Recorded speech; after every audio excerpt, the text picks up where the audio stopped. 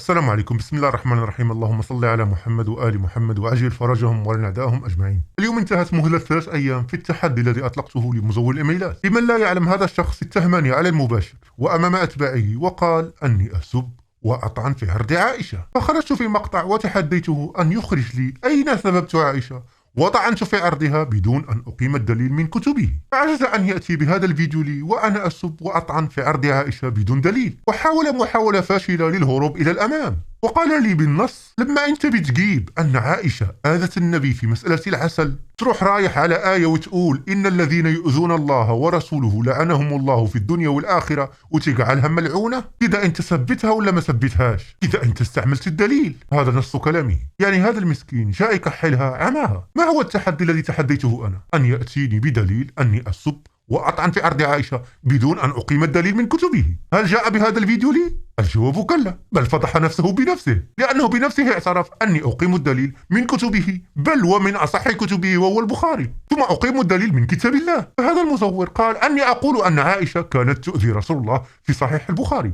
في مسألة العسل، وأنا لم أقل شيء. الذي قاله هو البخاري بن بردزبة الفارسي المجوسي، هو من قال أنها كانت تكذب وتتحايل على رسول الله. تعال نرجع إلى الحديث.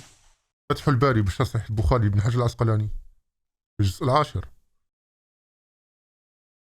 سمعت عائشة أن النبي كان يمكث عند زينب بنت جحش ويشرب عندها عسلا، فتواصيت أنا وحفصة أن أيتنا دخل عليها النبي فلتقل: إني لأجد منك ريح مغافير، أكلت مغافير؟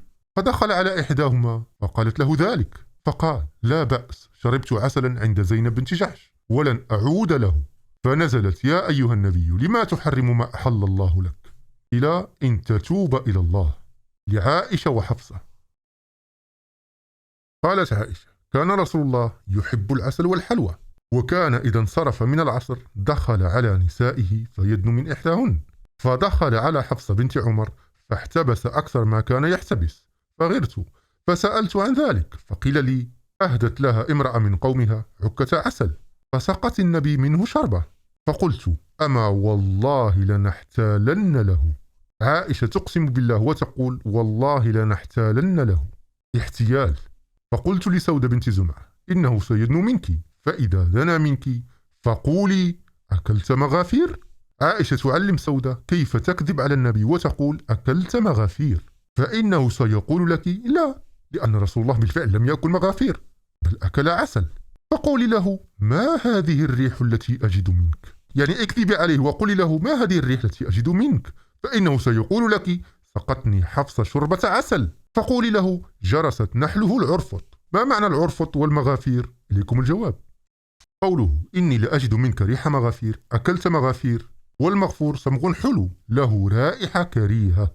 أما العرفط، قوله العرفط بعدما يشرح ما هو يقول: وهو خبيث الرائحة. الله أكبر. إذن عائشة تكذب على رسول الله وتقول أن في فمه الشريف رائحة كريهة، رائحة خبيثة والعياذ بالله. هل يوجد إنسان يحترم رسول الله يقول أن في فمه الشريف رائحة كريهة وخبيثة؟ لا حول ولا قوة إلا بالله. نكمل. أقول له: جرست نحله العرفط، وسأقول ذلك، وقولي أنت يا صفية ذلك. قالت: تقول سودة: فوالله ما هو إلا أن قام على الباب فأردت أن أبادئه بما أمرتني به فرقا منك، فلما دنا منها قالت سودة: يا رسول الله، أكلت مغافير؟ قال: لا. قالت: فما هذه الريح التي أجد منك؟ قال: سقتني حفصة شربة عسل. فقالت: جرست نحله العرفط. فلما دار إلي قلت له نحو ذلك، فلما دار إلى صفية قالت له مثل ذلك، فلما دار إلى حفصة قالت: يا رسول الله، ألا أسقيك منه؟ قال: لا حاجة لي فيه. قالت: تقول سودة: والله لقد حرمناه. قلت لها: اسكتي. إذن عائشة هنا تعمدت الكذب على رسول الله واحتالت عليه وقالت في فمه رائحة كريهة وخبيثة. فما هو حكم عائشة الآن وهي تتعمد الكذب والتحايل وتصف رسول الله أن في فمه رائحة خبيثة كريهة، حتى أنزل الله سبحانه وتعالى في حق عائشة وحفصة صورة كاملة تهددهما وتطالبهما بالتوبة. ولا يوجد دليل من كتاب الله أو من سنة رسول الله أن عائشة وحفصة ثابتا. قد يقول قائل: هذا الفعل من عائشة هو مجرد غيرة النساء. أولا هذه الغيرة غيرة مذمومة. إليكم هذا المصدر: غيرة الزوجة وأثرها في اختلاف الحكم الفقهي، إعداد دكتور بابتين، عضو هيئة التدريس بجامعة أم القرى، صفحة 17. يقول: النوع الثاني غيرة مذمومة غير مشروعة، وهي التي تكون بسبب التنافس والتحاسد على أغراض شخصية وأعراض دنيوية، كالذي يحصل من بعض الأزواج والزوجات تجاه بعضهم بعضا، أو ما يقع بين الضرائر. فغيرة عائشة هي غيرة مذمومة، لأنها كذبت على رسول الله واحتالت عليه ونسبت الرائحة الخبيثة للنبي. فهل الآن أنا أسب عائشة؟ إذا قلت نعم هذا سب، فالذي سب هو البخاري. أنا ما ذنبي؟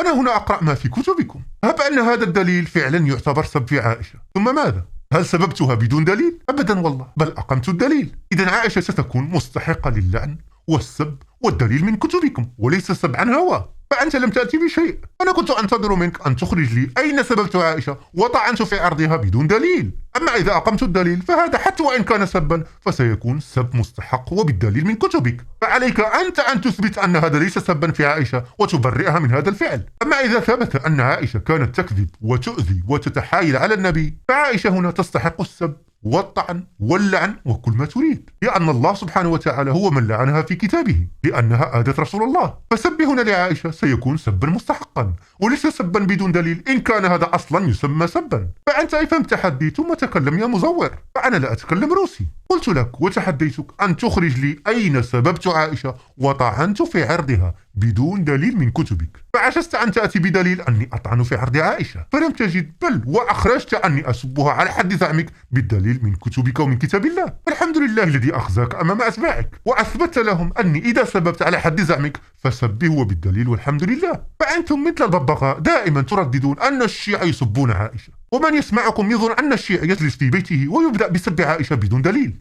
أما في الحقيقة فهو يتكلم من كتبكم، فكتبكم هي من تسب وليس الشيعة. فأنت هنا يا مزور فشلت في التحدي، وما زال التحدي قائم لكل الوهابية أن يثبتوا أين سببت عائشة وطعنت في عرضها بدون دليل من كتبهم. وأما الشبهات التي ذكرتها عن السيدة الطاهرة فاطمة الزهراء عليها السلام، لا تقلق، سيتم الرد على كل هذه الشبهات المخزية التي أكل عليها الظهر، رغم أني رددت عليها من قبل. والسلام عليكم.